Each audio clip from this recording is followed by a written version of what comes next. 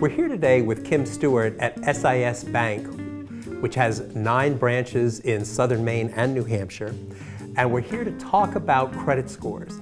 People at SIS is a bank that are really here to help and really want to work with consumers, and Kim is going to tell us a little bit about what we can do as consumers to improve our credit scores. Kim? Good morning, Randall. Good to see you again. Nice to see you. What is a credit score? Well, a credit score is the statistical probability of a consumer paying back the money that the bank is going to borrow. And there's a range of credit scores that go from 0 to 850. And you can see that depending on how high the score is, it's associated with risk. So the higher the score, the lower the risk, and the lower the score, the higher the risk. This risk rating comes in the form of a number, and the numbers are all calculated using different payment factors. So your payment history on your credit report accounts for 35% of your credit score. One of the things that we like to tell our customers is that it's very important to pay all your bills on time, and if you've missed any payments or gotten behind, bring yourself current, because the longer that you can have a current history, that gives you the opportunity to rebuild the score and the points that you might have lost.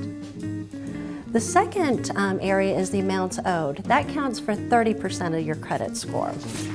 Keeping balances low on credit cards and other revolving accounts is a good thing.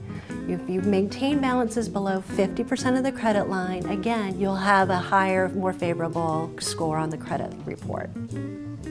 Length of credit history accounts for 15% of your credit score. And again, what they're looking at is how long you've had the accounts open and how well you've made your payments on that.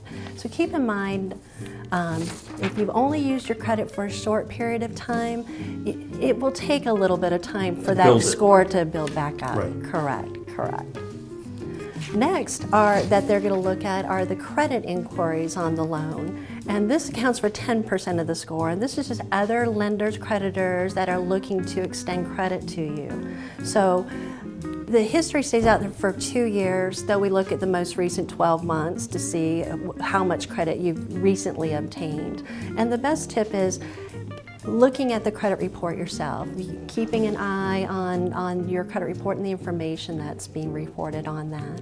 And the very last thing that goes into that credit score is, and accounts for 10%, is the types of credit that you use. So they're looking at, is it a good mix of revolving accounts along with installment loans, credit payments? And just keep in mind, remember that closing accounts doesn't necessarily make them go away. That history remains on your credit report for, again, 7 years is the reporting time.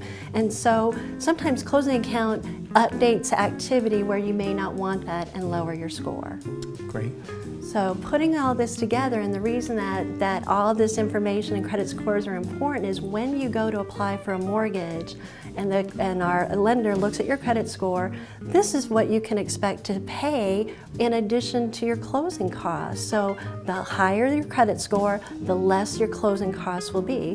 The lower your credit score, you're going to have points and higher fees associated with it. Good. Well, that's really good information, Kim. Thank you. You're welcome. Good. So Kim Stewart at SIS Bank helped today letting us know that as a consumer, there are things that we can do to control our credit score, and we should. We have to take responsibility for them. If you have other questions, contact Kim, contact the folks at SIS Bank. They're here to help. Simon says this is something you can control and something you should.